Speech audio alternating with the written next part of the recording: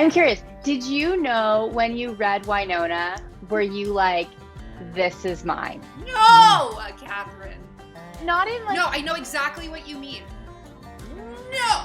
One thing though, the way that Melanie looks at the monitor is like the classic director way of looking at the monitor. Like she just had it down. She's like so focused, looking at every nuance, the performance. It's just perfect. She's meant to do it. The irony is that I'm an actor, so I was just acting like a director. Like, yeah.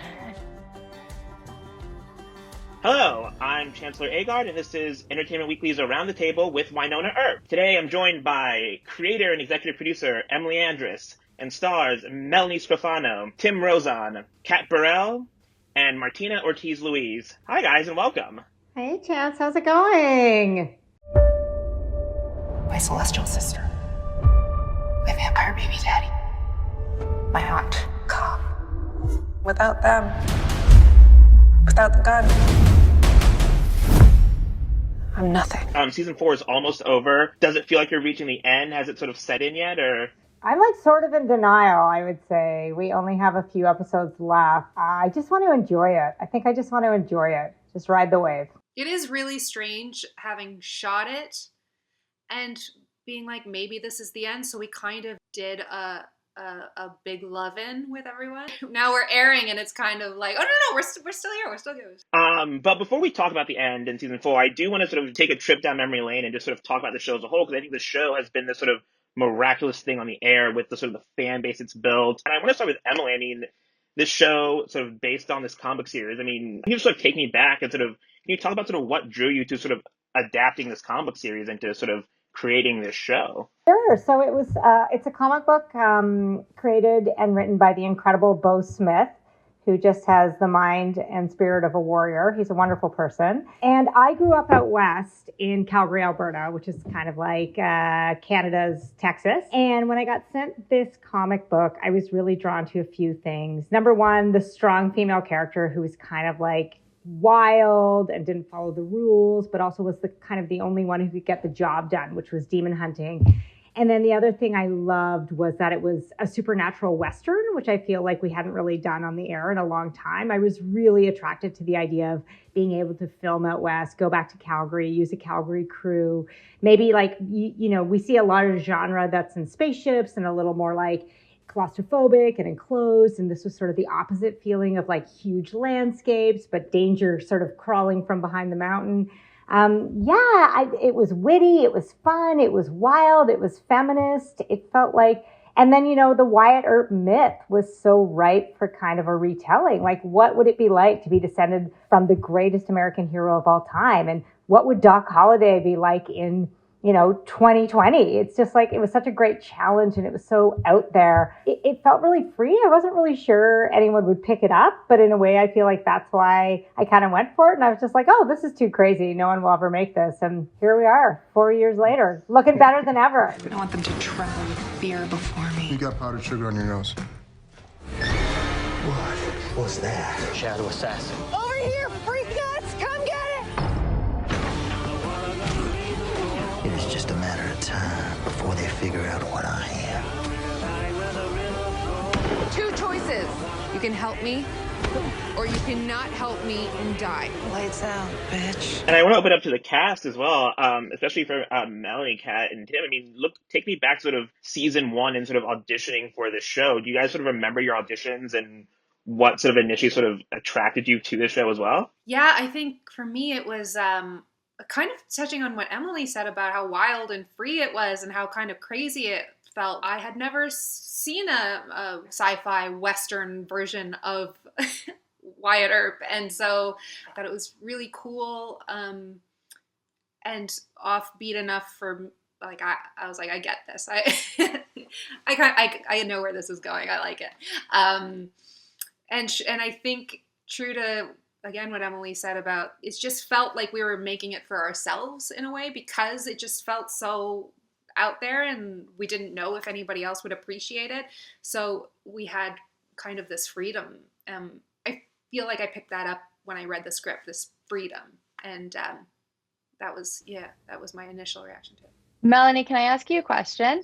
No. I'm gonna ask you anyways. Okay. Do it. I'm curious. Did you know when you read Wynonna, were you like, this is mine? No, Katherine. Not in like. No, I know exactly what you mean. No. I just can't imagine. It's like you're so perfect. And I'm That's just very like, nice. was it one of those parts? Like, I just felt made for you from day one.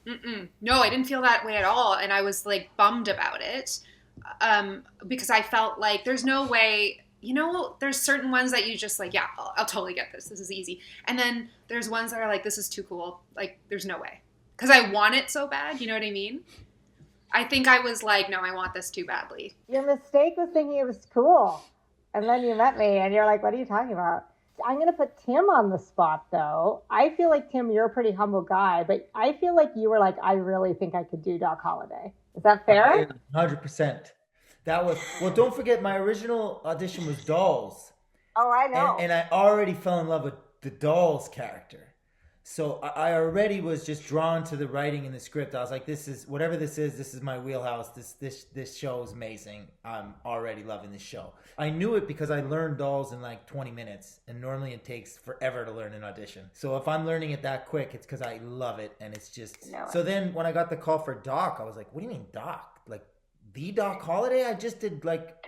pretty much an agent in like I was trying to figure it all out, and then when I did Doc, I was like, okay, well, forget about Dolls, and I literally went from the elation of getting the part to then the pure panic of realizing I'm playing one of the most iconic portrayals ever, of Doc Holliday, who's been portrayed so amazing by so many great actors, So, yeah, but I always felt the Doc was inside me. I also love that you talk about like how you were like, oh yeah. Like, I remember you telling this story about how you did the audition and you were like, oh yeah, I got this.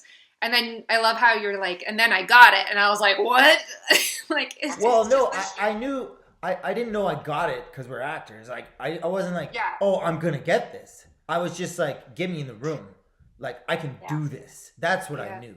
I knew I have this guy inside me. Whoever they're going to get can be great, but I know I did a great freaking Doc Holliday. And that was like enough for me that I was like, whoever they get's going to be great, but I know I killed that one. Why do you think you connected with Doc so much? Especially given that he's like this like immortal cowboy in this sort of world of shit. Yeah, I've been a Western fan since I was a kid. I don't know. I had like that grandparent and like Butch Cassidy and the Sundance Kid was my favorite movie as a kid. It shouldn't have been, but it was.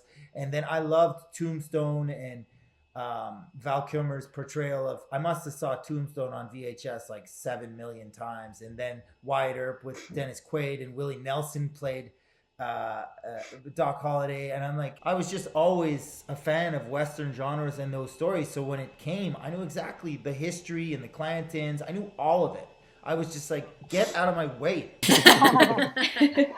I am the greatest gunslinger that ever lived. When I pull this trigger, things die.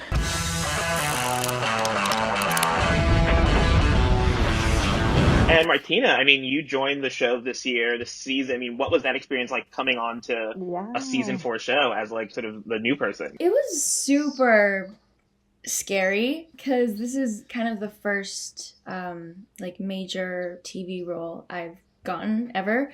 So coming onto the set for the first day was like the most nerve-wracking thing ever. When I first came in for the read-through and everyone was there and I met Emily and Mel in the bathroom, I was like, oh my god, this is happening. Yeah, and I just remember my very first day I was so nervous and Mel was directing and she was kind of like, hey, listen, I don't know what I'm doing either, so we're in this together. And that made me feel so good, but then also you were just an incredible director and you knew what you wanted and everything. So and everyone was so nice. You guys were so welcoming to me, so it's been pretty fun.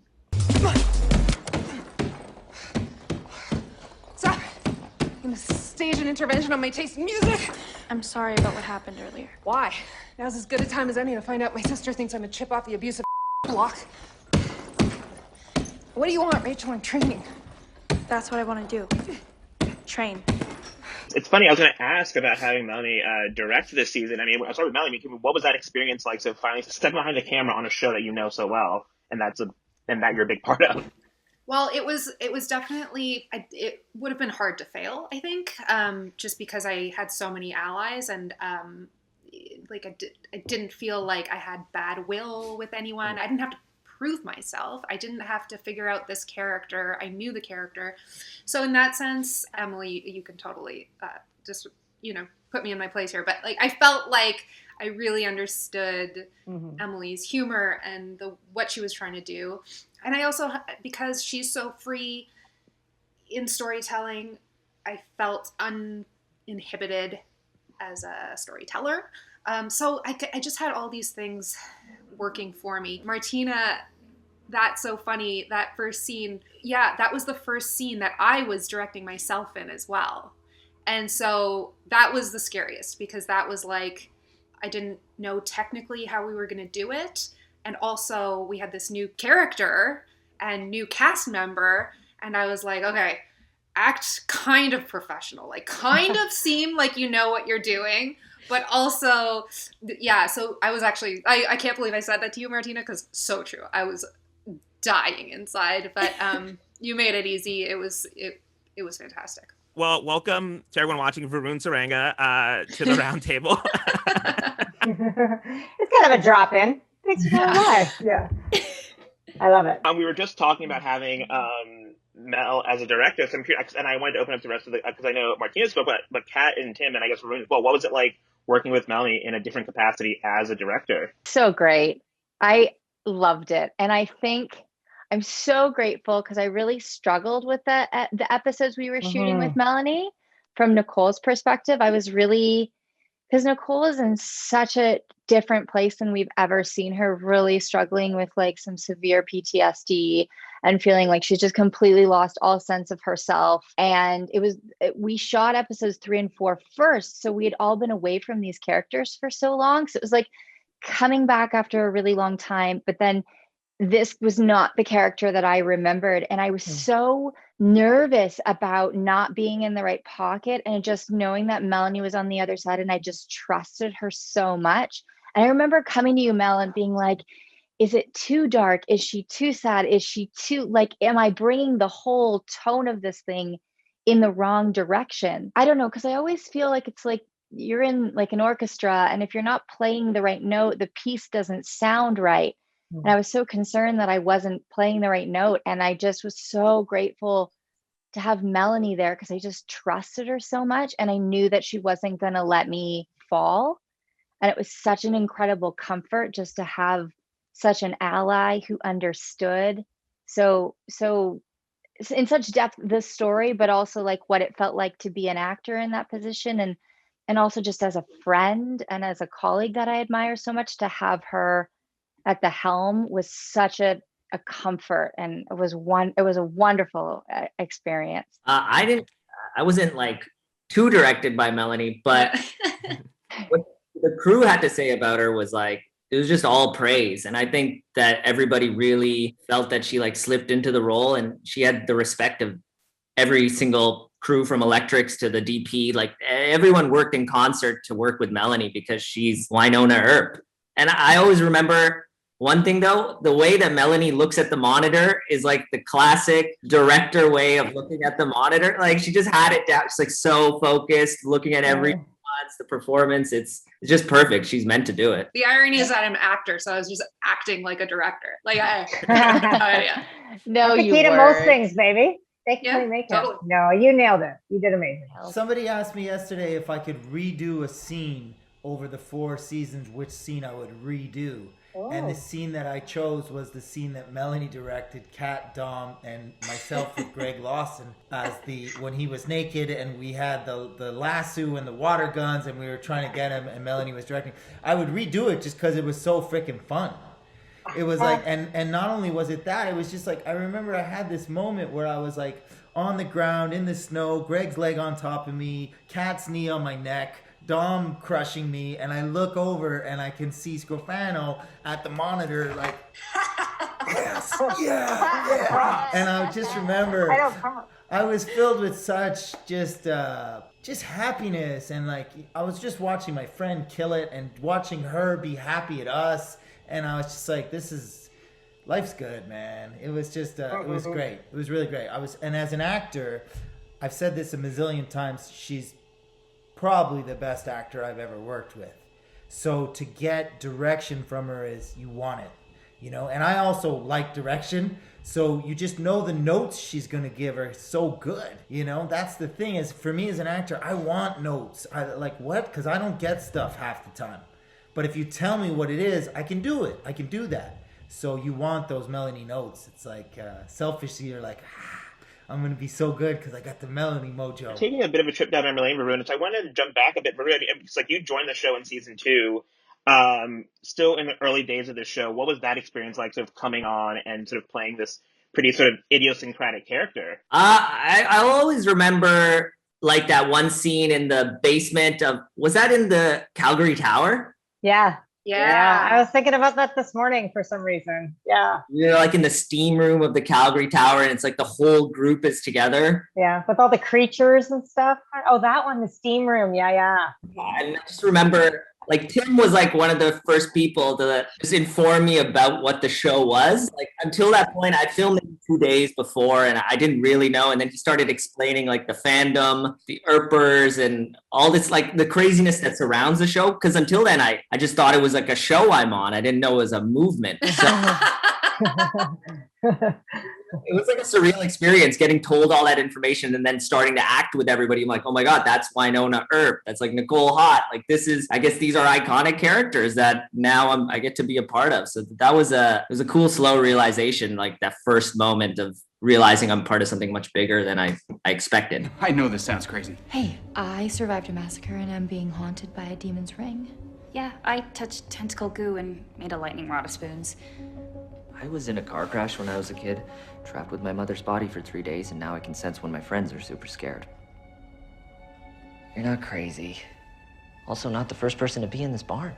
I mean, it's sort of impossible to talk about this show without talking about, again, the community that has sort of formed around it. And here's for everyone, I mean, at what point did you realize that sort of Wynonna, like the show was sort of bigger than just the show, and that like it had sort of created this really sort of devoted fan base? I think for me, we went to a convention. I mean, there was sort of like I think for me, it's really the conventions when you get to see people face to face and like their responses and how they just know these moments so intimately. And it's like an energy thing. I think when you see people show up in the flesh to these things, and you can look at it, we're doing these panels and you see all this energy coming back at you and all these people smiling back at you. It's the most rewarding parts of this experience. I mean, I'm curious, do you guys think that because you guys talk about what attracted you guys to the show, but I guess, do you think the fans are responding to the same things that you guys are responding to in the show? I guess, why do you think the show has sort of generated this passionate following that it has? I just want to say it while everyone's here, because I don't know how many more chances I'll get, but like this cast is just extraordinary. And like, they're so brilliant, both on and off screen. And I think combined with our crew, there was something so perfectly imperfect about everyone who got involved. And there was a freedom, which sounds weird, but the show was so crazy that everyone just committed to the nuttiness and trying to make it the best they could, but also be so authentic. Like, when I watch this cast, every moment they are so committed to the emotions of the characters and playing it. And I think their affection for one another off screen as well as on shines through, just their respect for one another and their dedication. And I really think people can sense that. Like, I think it's like the audience can be like, this group of people seems special and may never be together again like this, telling this story. Martina brought up the idea of representation. I think one of the things that people love about the show is sort of LGBTQ representation,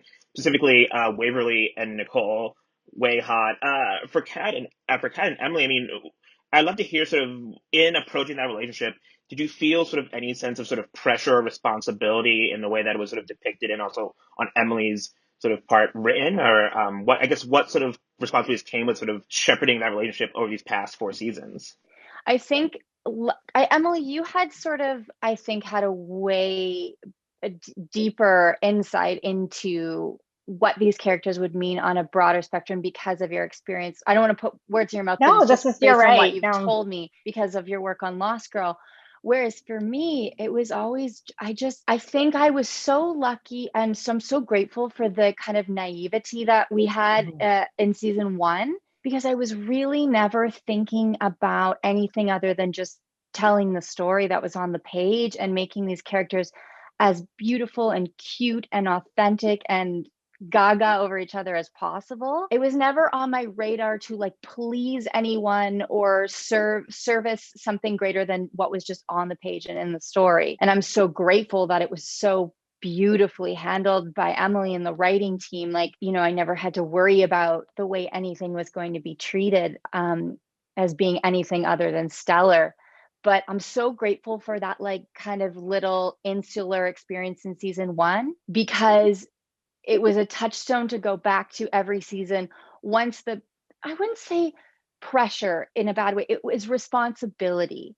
And once the greater picture of responsibility became more and more and more apparent to keep showing up and keep doing this type of work because it was having such a profound positive effect on so many people, I was very grateful for the memory of what it felt like in season 1 to not be thinking about anything other than just telling an amazing story. So I feel so lucky for that touchstone. But I mean, yes, responsibility, but not anything that I would ever begrudge or be anything other than like just blissfully grateful for. Yeah, I'd say even over the course of the show, like the television landscape has changed so much. Like, know how important the LGBTQ content was going to be.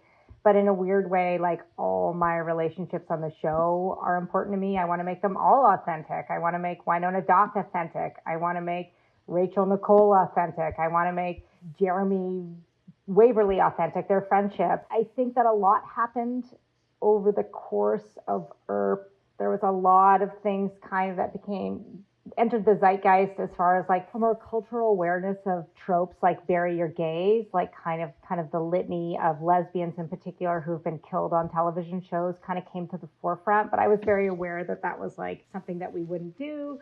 I think I did say to Dom and Kat, be ready, because after I saw their chemistry, I was like, this could be a thing. Like, not to oversell it, but you guys are really great together. This feels like such a good queer relationship. And I knew there was like a lot of fans of genre who are really hungry for that in particular. So I'm extremely grateful, but I hope it comes from just wanting to make all the characters kind of authentic. Every single one of them feel real and make good choices, but also like be real flawed people, as Martina said, with like who are three-dimensional, you know, like I don't think Sheriff Hot has to represent all lesbians in the same way Doc doesn't have to represent all immortal vampire gunslingers, hopefully. They're a diverse group. They're a diverse group. So that was one of the pleasures of being on a show with so many different types of characters. They hopefully always felt real, even when the situations they found themselves in were so unreal. It increasingly became aware that people did really need this rep,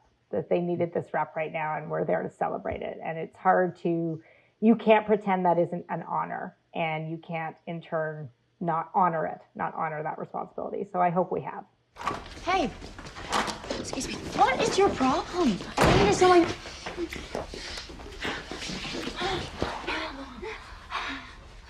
What happened to friends? You know what I've always wanted? What? To parachute out of a plane at 15,000 feet. Yeah, to swim far, far out into the ocean so that I can't see the bottom anymore. To eat gooey duck. Isn't it the one that kind of looks like a... Yeah, it is. Point is, I've always wanted to do things that scared me, but... Oh, it's not so easy to be brazen when the thing that you want, that scares you to death, is sitting right in front of you. I scare you. Yes. Yes, you do. Because I don't want to be friends. When I think about what I want to do most in this world, it's you. And along the same lines, I think another relationship that people were really invested in was between sort of Jeremy and Robin. And Varun, I'm curious for you, what did you enjoy or find interesting about sort of exploring that relationship on the show? I love how Emily kind of made it different than the Way Hot interaction in terms of his like two awkward people trying to date each other. You know, that's I always love that kind of like that nerds need love too, you know, and they have a bizarre courtship. And I really just loved exploring that. And I loved acting with Justin because we had such great comedic timing together too. So the whole thing was just a pleasure. And I never really understood the impact of it until I did the conventions and I saw how it actually affected people in such a positive way that it just inspired me all the more to be more authentic to their voices. But it's also like really easy when the writing just spells it out for you. Like they ask us actors, like, how did you think about the character? How did you get into it? Blah, blah, blah. It's like you just say the words. That's so not true. You guys fill it with life. It's not true. And then we watch you and they're like, oh my God, they're so good. We better step it up with the dialogue. They're actually really good. Trees don't just go anywhere. Well, yeah, obviously. I wouldn't make up a story about a bleeding tree just to get you alone in the woods, would I? Great. The one available guy in town, he's probably a murderer. Are you? A murderer? Available. And also, not a murderer. I'm curious, Emily, in approaching this finale of this season, did you how would you describe the finale? Did you approach it like you were possibly writing a series finale, or I'm curious or did you have to like find a balance between giving closure for the series and for the season as a whole, or do you lean further towards one way or another? I feel like given all that this show has been through and how hard we've had to fight to keep it going for a variety of just crazy reasons, and how dedicated the fans have been to fighting for the show, I did not have a crystal ball, but I was pretty determined to give them a fairly satisfying ending. There are some things that are unresolved because I like to hedge my bets. Or come back for a movie in 20 years. I would love to do that. Whatever happens, I think there's always more story to tell, but I'm really proud of the finale. I really love it. I think it's one of my favorite episodes, and I really hope the fans do too. Do you know what Paolo Barsman said about it? Learn to write? No, stop. No, he said it's like Emily opened her heart and just threw it on a page. Oh, I'm gonna cry. Yeah. I can't watch it without crying. Like don't get high on your own supply, but I do every time. It's so good.